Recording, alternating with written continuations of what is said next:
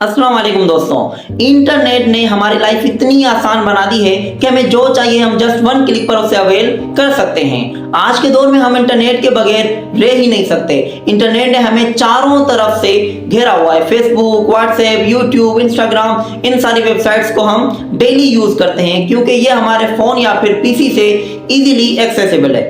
Internet का वो part जिसके बारे में हमें पता है या फिर जिसे हम अपने गूगल क्रोम या किसी भी ब्राउजर से इजीली एक्सेस कर सकते हैं, उसे नॉर्मल वेब कहा जाता है या उसे सरफेस वेब भी बोल सकते हैं। सरफेस वेब बहुत कॉमन है, हम सब सरफेस वेब ही यूज करते हैं। अब तो हर इंसान के पास इंटरनेट आ चुका है। इवन पाकिस्तान में ही देख लो कि छोटे से छोटे बच्चों के पास भी इंटरनेट अवेलेबल है और हम सब के सब सरफेस वेब ही यूज करते हैं। तो लेकिन अगर मैं आपको बताऊं कि हम इंटरनेट का सिर्फ 4 या 5% ही जानते हैं, सिर्फ 4 या 5%, और बाकी इंटरनेट का 95% हमसे छुपाया जा रहा है, तो इसके अंदर ऐसा क्या है?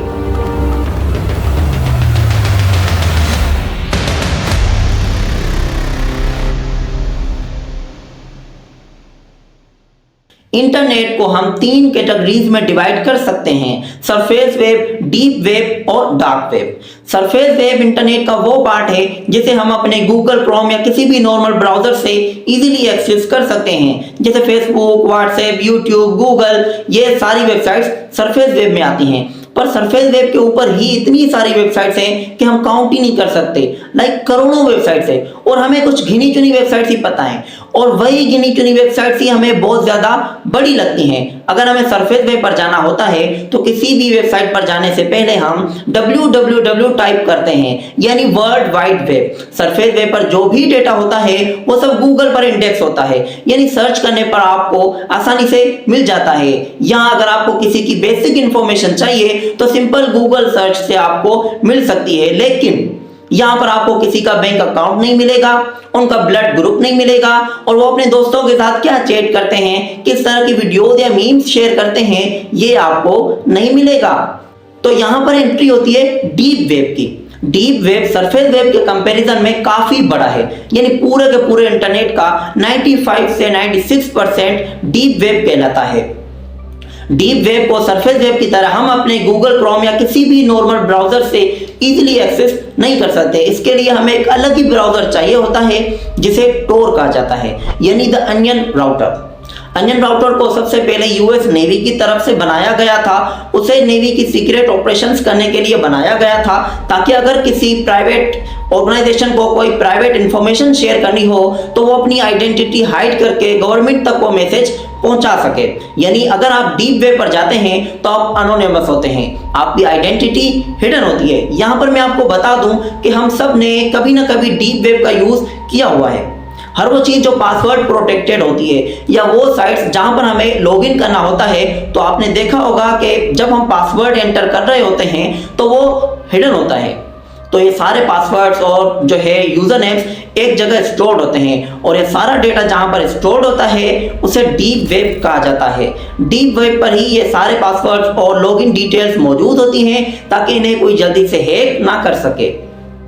दोस्तों, आपने अगर डीप वेब का यूज किया हो तो आप में से बहुत सारे लोगों को ये लगता होगा कि डीप वेब पर सिर्फ और सिर्फ इलीगल एक्टिविटीज ही होती हैं। तो इन इलीगल एक्टिविटीज को हम बाद में डिस्कस करेंगे, लेकिन डीप वेब पर ज्यादातर चीजें इसलिए हिडन होती हैं कि वहां पर एक सिक्योरिटी होती है। डीप वेब पर हमारा जो भी डेटा होता है वो एकदम सिक्योर होता है और हमारी प्राइवेसी मेंटेन होती है। फॉर एग्जाम्पल, आपका जीमेल अकाउंट, आपकी बैंक डिटेल्स और आपका जो है फेसबुक अकाउंट, आपका गूगल अकाउंट, ये सारे डीप वेब के अंदर आते हैं। मतलब किसी भी ऑनलाइन अकाउंट को पासवर्ड डालकर लॉगिन करना होगा तो वो डीप वेब कहलाता है। डीप वेब जो है ना वो बहुत बड़ा होता है। एक एस्टिमेट के मुताबिक साल 2025 तक डीप वेब पर 175 जेटाबाइट जितना डेटा स्टोर हो चुका होगा, यानी बहुत ज्यादा।